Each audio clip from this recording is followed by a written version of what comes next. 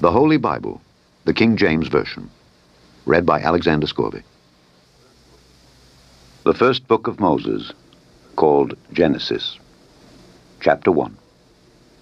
In the beginning God created the heaven and the earth was without form and void, and darkness was upon the face of the deep, and the Spirit of God moved upon the face of the waters. And God said, "Let there be light," and there was light. And God saw the light that it was good, and God divided the light from the darkness. And God called the light day, and the darkness he called night. And the evening and the morning were the first day. And God said, "Let there be a firmament in the midst of the waters, and let it divide the waters from the waters." And God made the firmament, and divided the waters which were under the firmament from the waters which were above the firmament. And it was so. And God called the firmament heaven. And the evening and the morning were the second day. And God said, "Let the waters under the heaven be gathered together unto one place, and let the dry land appear." And it was so. And God called the dry land earth, and the gathering together of the waters called he seas. And God saw that it was good. And God said, "Let the earth bring forth grass, the herb yielding seed, and the fruit tree yielding fruit after his kind, whose seed is in itself upon the earth." And it was so. And the earth brought forth grass, and herb yielding seed after his kind, and the tree yielding fruit, whose seed was in itself after his kind. And God saw that it was good. And the evening and the morning were the third day. And God said, "Let there be lights in the firmament of the heaven, to divide the day from the night, and let them be for signs, and for seasons, and for days and years. And let them be for lights in the firmament of the heaven, to give light upon the earth." And it was so. And God made two great lights, the greater light to rule the day, and the lesser light to rule the night. He made the stars also. And God set them in the firmament of the heaven to give light upon the earth, and to rule over the day and over the night, and to divide the light from the darkness. And God saw that it was good. And the evening and the morning were the fourth day. And God said, "Let the waters bring forth abundantly the moving creature that hath life, and fowl that may fly above the earth in the open firmament of heaven." And God created great whales, and every living creature that moveth, which the waters brought forth abundantly after their kind, and every winged fowl after his kind. And God saw that it was good. And God blessed them, saying, "Be fruitful and multiply, and fill the waters in the seas, and let fowl multiply in the earth." And the evening and the morning were the fifth day. And God said, "Let the earth bring forth the living creature after his kind, cattle and creeping thing, and beast of the earth after his kind." And it was so. And God made the beast of the earth after his kind, and cattle after their kind, and everything that creepeth upon the earth after his kind. And God saw that it was good. And God said, "Let us make man in our image, after our likeness, and let them have dominion over the fish of the sea, and over the fowl of the air, and over the cattle, and over all the earth, and over every creeping thing that creepeth upon the earth." So God created man in his own image. In the image of God created he him. Male and female created he them. And God blessed them, and God said unto them, "Be fruitful and multiply, and replenish the earth, and subdue it, and have dominion over the fish of the sea, and over the fowl of the air, and over every living thing that moveth upon the earth." And God said, "Behold, I have given you every herb bearing seed which is upon the face of all the earth, and every tree in the which is the fruit of a tree yielding seed. To you it shall be for meat. And to every beast of the earth, and to every fowl of the air, and to everything that creepeth upon the earth, wherein there is life, I have given every green herb for meat. And it was so. This video is meant to be a demonstration of what I call the King James Bible Code. This code, in my opinion, is based on the words that God speaks in Genesis chapter 1. Now, he speaks a total of 343 words, which is 7 cubed. Here in verses 29 and 30, God speaks 74 words, the value of the name Jesus. Now, this is important. These 74 words define what the creation is to eat, their diet. And the food for the creation was created on the third day, where God speaks 27 words making this food. Now, there are 27 books in the New Testament, and the number 27 is interesting because if you take the reciprocal of it, you get this repeating 0.037 out to infinity. So the number 27 is related to the number 37. And the number 7 is also related to the number 37 if you do the same process. Just take the reciprocal of it and you'll get a repeating decimal digit, and you just factor out that digit and you'll see that 37 is one of its factors. Now look at the gematria using the standard cipher of the words that God speaks here in this verse, 8,214, which is 74 times 111. And the number of words that God speaks to man on the sixth day is 111, in a sequence of 37 words followed by 74 words. Now God speaks a total of 158 words on the sixth day of creation. The first 47 words is where he makes man in his image. And notice the repeated phrase, and God. Case sensitive is shown here. It occurs exactly 74 times in the Old Testament, the value of the name Jesus. And that word image also occurs 74 times in the Old Testament. And notice that 74 is the image or reverse of the number 47.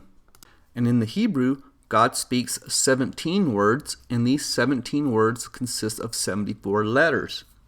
Now the phrase, and God said, in the Hebrew has a value of 343, 7 cubed, and the exact number of words that God speaks in Genesis chapter 1 of the King James Bible. Now these 47 words are followed by 37 words consisting of 153 letters. And the number 153 is an important number that we learn about in John chapter 21.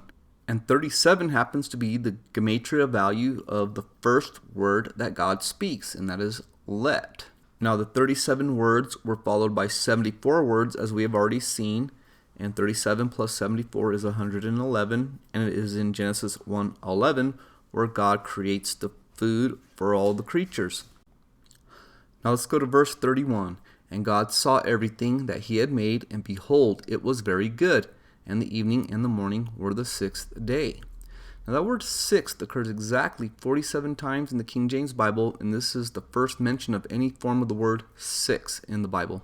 But now I want to focus on one number, and that is the number 137. The number 137 is encoded in the creation, and scientists are scratching their heads about this number. They know that it's an important number. They don't know why, but you know why, because God encoded it in this King James Bible from cover to cover. I am blown away where this number 137 occurs. I believe this number is an important number to understand the book of Revelation, the number 666, to identify the Antichrist and the political beast. But let me show you an amazing pattern with the number 137. So look at this phrase, and behold, it was, has a value of 137. And the word was is the 137th word in the King James Bible. Look at John 1, verses 1 through 2. In the beginning was the Word, and the Word was with God, and the Word was God. The same was in the beginning with God. Now, the phrase in the beginning has a value of 137, but look at that phrase, the same was in, has a value of 137, and that phrase in the occurs in 777 verses of the New Testament. Did you know that the number 777 occurs in the 137th verse of the Bible, which is Genesis 5:31? Now, in the find structure constant video I'm working on, I'm going to show the relationship between the number 137 and the number 777 in an amazing way. Can't wait to get that video out. I'm sorry it's taking so long. I've been trying to process some new discoveries that I am very excited about. I've also been distracted by presidential politics. Anyways, moving on.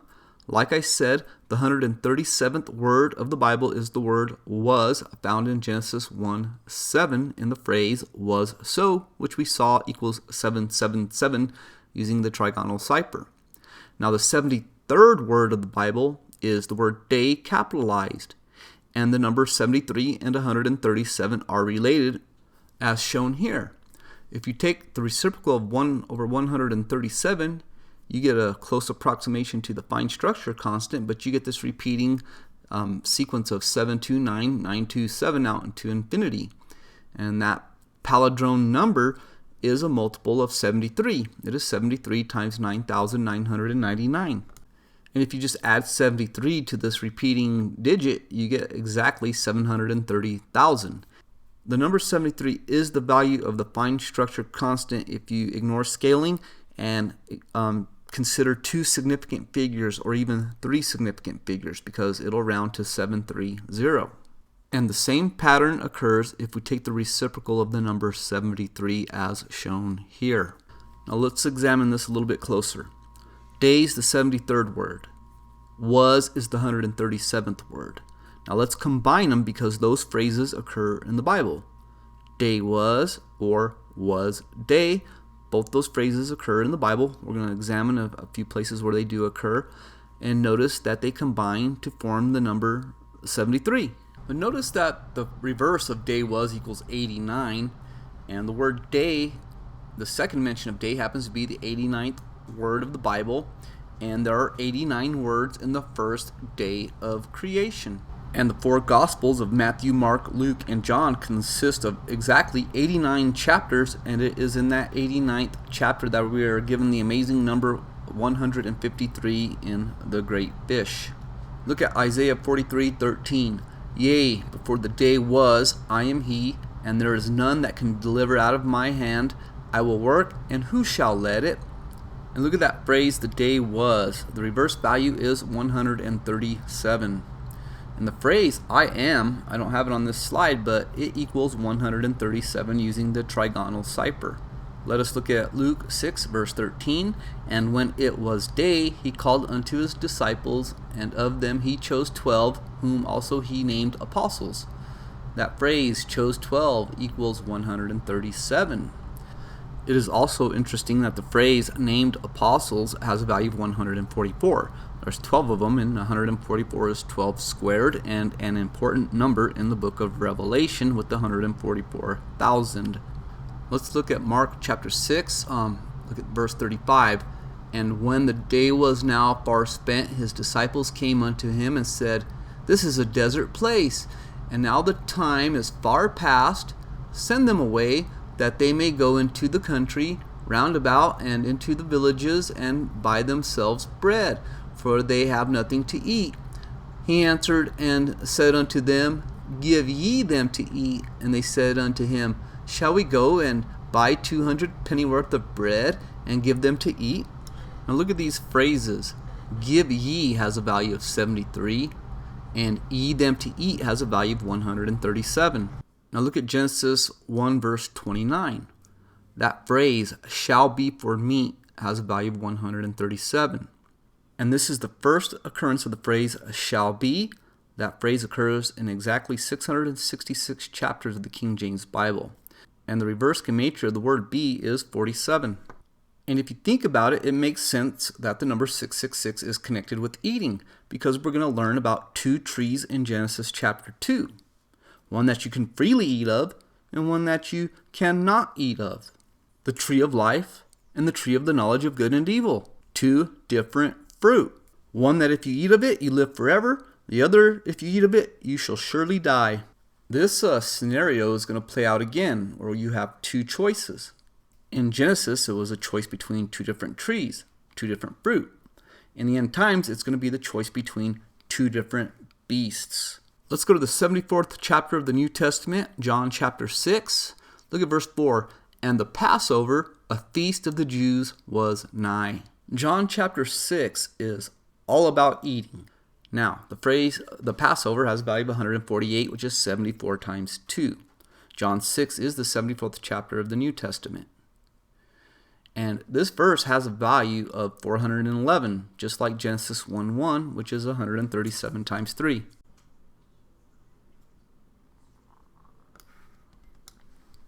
Look at Exodus chapter 12, verse 11. And thus shall ye eat it, with your loins girded, your shoes on your feet, and your staff in your hand, and ye shall eat it in haste. It is the Lord's Passover. Now, the word of thus occurs in 666 verses of the Old Testament. Look at the phrase, shall ye eat it, is 137, just like ye shall eat it. Now look at John 6, verse 5. When Jesus then lifted up his eyes and saw a great company come unto him, he saith unto Philip, Whence shall we buy bread that these may eat? Now the reverse of the phrase that these is 137. And the word these, case sensitive, occurs exactly 666 times in the Old Testament. Skip down to verse 9. There is a lad here which hath 5 barley loaves and 2 small fishes. But what are they among so many? Now the phrase barley loaves has a value of 137, just like the phrase among so many. And this code's not just about the number 137 or 37. There's other numbers as well. For example, fishes has a value of 66. And notice there's 2 of them, and there's 66 books in your Bible, and it's divided into the Old Testament and the New Testament. And the Old and New Testament combined for 1,189 chapters total, and the phrase 2 small fishes using the standard has a value of 1,189. Skip down to verse 32. Then Jesus said unto them, Verily, verily, I say unto you, Moses gave you not that bread from heaven, but my Father giveth you the true bread from heaven. Now the phrase Moses gave, the reverse, is 137, and bread from heaven has a value of 137. And the number 137 is encoded throughout John chapter 6. I want to do that verse by verse in the future when I get time. Let's look at verse 51. I am the living bread which came down from heaven. If any man eat of this bread, he shall live forever. And the bread that I will give is my flesh, which I will give for the life of the world. This number 137 is something special. Like I said, God encoded it in the creation, in the fine structure constant. The number 137 also occurs in photosynthesis, chlorophyll, which makes plants generally green. Most chlorophyll is green. Consists of 137 atoms. So this number just shows up in special places. The number 137 shows up 3 times in the Bible, once in Genesis 25 and twice in Exodus 6. And 137 times 3 is 411, the value of the first verse of the Bible. Well, that's all I have for now.